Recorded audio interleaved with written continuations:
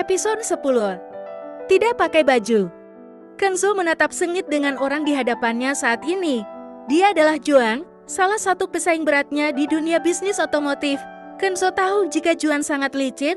Lihatlah bagaimana pria itu berpura-pura baik padanya padahal pria itu sudah melakukan manipulasi terhadap salah seorang orangnya.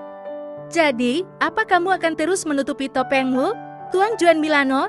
Juan terkejut saat mendengar ucapan Kenzo. Dia tidak menyangka jika Kenzo mengetahui kecurangannya dengan secepat ini. So, kamu memang begitu genius, hahaha.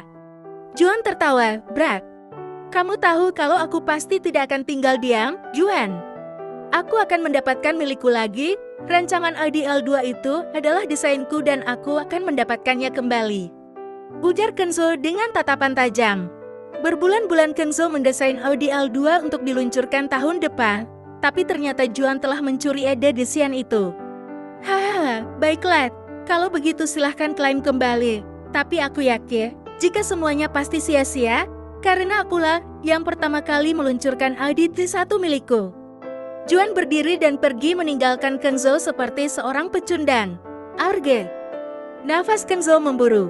Sungguh dia tidak pernah menyangka, jika Juan tega melakukan hal itu padanya.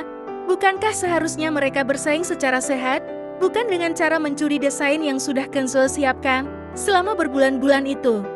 Kenzo keluar dari restoran tempat dia meeting. Hari ini sudah 2 investor membatalkan kerjasama karena merasa jika Kenzo berbuat curang. Mereka menuduh Kenzo mencuri rancangan desain Audi T2 milik Juan. Padahal yang terjadi adalah sebaliknya. Pria itu keluar dari dalam restoran, diikuti 2 bodyguard yang siap setia selalu mengikutinya. Tentu seorang tuan muda seperti Kenzo memang harus dijaga, dia pewaris satu-satunya keluarga Benedict. Setelah masuk mobil mewahnya, akhirnya pria itu hanya bisa menyandarkan kepalanya di bantalan kursi joknya. Kenzo mengurut keningnya yang terasa pusing.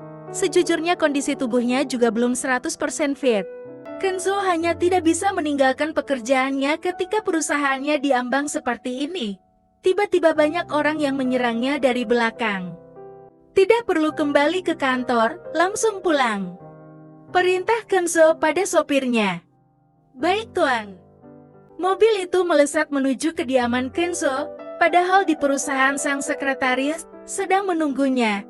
Dia tahu jika Tuan Ken pasti sedang banyak pikiran. Tapi sepertinya wanita yang bernama Britney itu harus kecewa ketika mendapatkan telepon dari Calvin.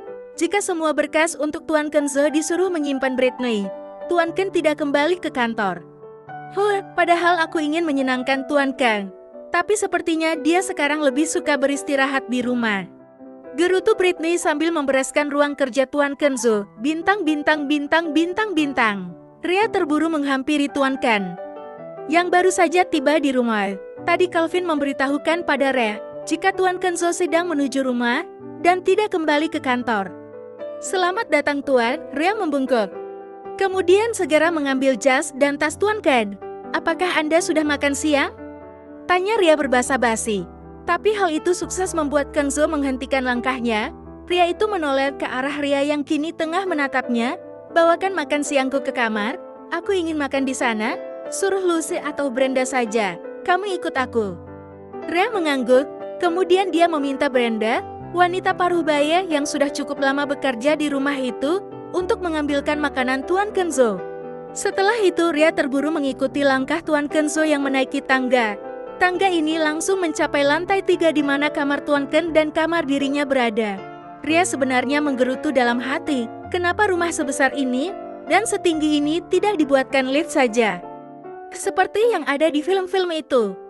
Ria membuka pintu kamar Kenzo agar tuannya masuk duluan. Setelah itu Ria juga ikut masuk. Kunci pintunya. Perintah Kenzo. Ria mengangguk dan menurut. Kemudian Ria mengunci pintu kamar itu. Setelahnya Ria berbalik dan matanya langsung melotot saat melihat pemandangan yang ada di hadapannya. Refleks Ria membalikkan badan sambil menutup matanya dengan kedua tangan. Astaga. Kenapa Tuan Kenzo melepaskan pakaiannya di sini? Jerit Ria dalam hati. Ya, Kenzo melepaskan pakaiannya di depan Ria, tidak ada rasa sirih ataupun malu. Mungkin Kenzo sudah terbiasa.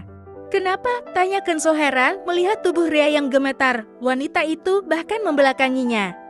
Tuan, kenapa Anda melepaskan pakaian di sini? Tolong Anda segera ke kamar mandi dan jangan sembarang membuka baju. Ini kamarku, aku tidak sembarang. Kenapa kamu takut seperti itu? Oh, apa jangan-jangan kamu tidak perlu? Maaf, saya akan keluar, kalau begitu. Selaria berjalan ke arah pintu, jantungnya berdegup kencang sekali. Apakah dia benar-benar disuruh melayani tuannya itu? Berhenti, Ra. Bersambung.